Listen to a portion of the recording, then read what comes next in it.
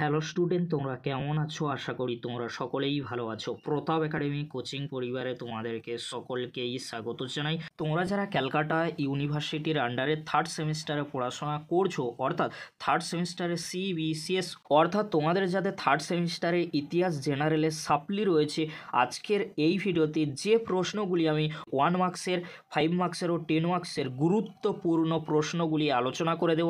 এই প্রশ্নগুলি তোমরা শেষ মুহূর্তের জন্য দেখে যাও, অবশ্যই তোমরা এখান থেকে সমস্ত প্রশ্ন পরীক্ষায় কমন পেয়ে যাবে। চলো বেশি দেরি করব না, তাহলে শুরু করা যাক। প্রথমে তোমাদেরকে বলে রাখি, ইতিহাস জেনারেলে সিসি বা জিই 3 পেপারটি তোমাদের যাদের রয়েছে 1 মার্কসের জন্য তোমরা কি করবে, 5 মার্কসের আর 10 মার্কসের কোন প্রশ্নগুলি পড়লে তোমরা ভালো মার্কস পেতে পারো। চলো প্রশ্নগুলি আমরা দেখে নেব। প্রথমে তোমরা দেখে নাও 10 মার্কসের জন্য গুরুত্বপূর্ণ মাত্র কয়েকটি প্রশ্ন। ফার্স্ট প্রশ্ন, তুমি কি ইলতুৎমিশকে দিল্লি সুলতানের প্রকৃত প্রতিষ্ঠাতা বলে মনে করো? শের শাহের শাসন নীতি বর্ণনা করো। জায়গিরদারি সংকট কাকে বলে? এর রাজনৈতিক তাৎপর্য আলোচনা করো। দিল্লি সুলতানের সংহতি বিনাশের পেছনে মোহাম্মদ বিন তুগলক কতখানি দায়ী ছিলেন? এই যে প্রশ্নগুলি আমি বললাম, প্রশ্নগুলি অত্যন্ত গুরুত্বপূর্ণ 10 মার্কসের জন্য। পরবর্তী প্রশ্ন কি রয়েছে তোমরা দেখে নাও। মুঘল আমলের স্থাপত্য ও চিত্রকলার বৈশিষ্ট্যগুলি আলোচনা করো। আকবর কিভাবে মুঘল শাসন ব্যবস্থাকে দৃঢ় ভিত্তির ওপর প্রতিষ্ঠিত করেন? বিজেতা ও শাসক হিসাবে শিবাজির কৃতিত্ব আলোচনা করো। এই যে 3টি প্রশ্ন বললাম, 3টি প্রশ্ন খুবই গুরুত্বপূর্ণ। এখান থেকে যে কোনো একটি প্রশ্ন পরীক্ষায় আসার সম্ভাবনা প্রবল থেকে প্রবলতর রয়েছে।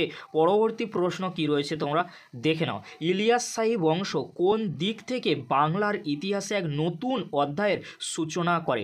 মুঘল মনসবদারি প্রথার বিবর্তন আলোচনা করো। দিল্লি সুলতানি সংহতি সাধনে বলবনের ভূমিকা কী ছিল? আকবরের রাজপুত নীতি আলোচনা করো। এই প্রশ্নগুলি তোমরা শেষ মুহূর্তের জন্য 10 মার্কসের জন্য দেখে যাও, অবশ্যই তোমরা এখান থেকে 3টি প্রশ্ন পরীক্ষায় কমন পেয়ে যাবে। এবারে তোমরা দেখে নাও 5 মার্কসের জন্য গুরুত্বপূর্ণ মাত্র কয়েকটি প্রশ্ন। কোন প্রশ্নগুলি পড়লে তোমরা 5 মার্কসের 4টি প্রশ্ন পরীক্ষায় কমন পেয়ে যাবে, প্রশ্নগুলি তোমরা দেখে নাও। আলাউদ্দিন খলজির বাজার নিয়ন্ত্রণ নীতির সংক্ষিপ্ত বিবরণ দাও। মোহাম্মদ বিন তুগলক কেন দিল্লি থেকে দৌলতাবাদে রাজধানী স্থানান্তর করেন? মধ্যযুগের ভারতে সুফি আন্দোলনের প্রধান বৈশিষ্ট্যগুলি কী ছিল? এই যে 3টি প্রশ্ন বললাম, 3টি প্রশ্নের মধ্যে যে কোনো 1 থেকে 2টি প্রশ্ন তোমরা 5 মার্কসের জন্য কমন পেয়ে যাবে। পরবর্তী প্রশ্ন কি রয়েছে তোমরা দেখে নাও। বাংলা সংস্কৃতির ক্ষেত্রে হুসেন শাহের অবদান আলোচনা করো। কবুলিয়ত ও পাট্টা বলতে কী বোঝো? দিন ই ইলাহির মূল নীতি কী ছিল? পরবর্তী প্রশ্ন, মুঘল স্থাপত্য শিল্পে শাহজাহানের অবদান কী ছিল? ঔরঙ্গজেবের দাক্ষিণাত্য নীতি মুঘল সাম্রাজ্যের পতনের জন্য কতখানি দায়ী ছিল? দিল্লি সুলতানি পতনের পিছনে ফিরোজ শাহ তুগলকের দায়িত্ব কতখানি? পরবর্তী প্রশ্ন, প্রথম পানিপথের যুদ্ধ অপেক্ষা দ্বিতীয় পানিপথের যুদ্ধ কি বেশি গুরুত্বপূর্ণ? জায়গিরদারি সংকট বলতে কী বোঝো? এই প্রশ্নগুলি তোমরা 5 ও 10 মার্কসের জন্য দেখে যাও, অবশ্যই তোমরা 5 মার্কসের 4টি প্রশ্ন, 10 মার্কসের জন্য 3টি প্রশ্ন পরীক্ষায় কমন পেয়ে যাবে। এবারে তোমাদেরকে বলে রাখি, তোমরা 1 মার্কসের জন্য কি করবে, তোমাদেরকে 4টি ইয়ারে প্রশ্নপত্র আমি দেখিয়ে দিচ্ছি। এই 4টি ইয়ারে 15টি করে যে প্রশ্নগুলি রয়েছে, এই 15টি করে 4, অর্থাৎ তোমাদের 15×4 কিন্তু 60, টোটাল 60টি প্রশ্ন তোমরা শেষ মুহূর্তের জন্য ভালো করে প্র্যাকটিস করে যাও 1 মার্কসের জন্য।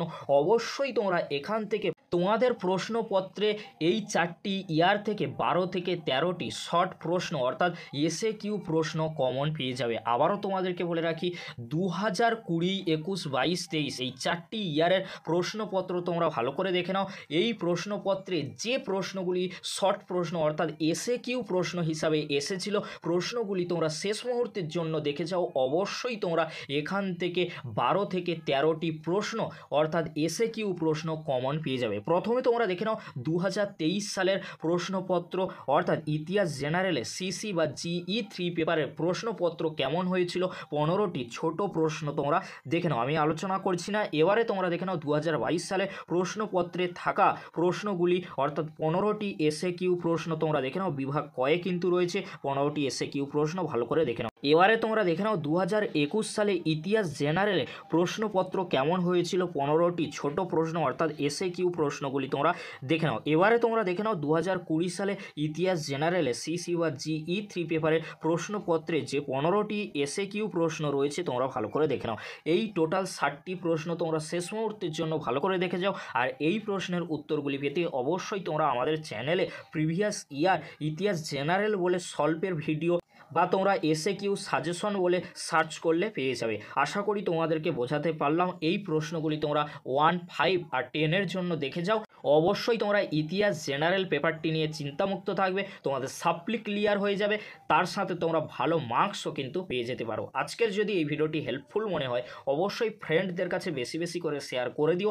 আজকের এতটুকু, পরবর্তীতে দেখা হচ্ছে নেক্সট ভিডিওতে। ভিডিওটি দেখার জন্য তোমাদেরকে অসংখ্য ধন্যবাদ।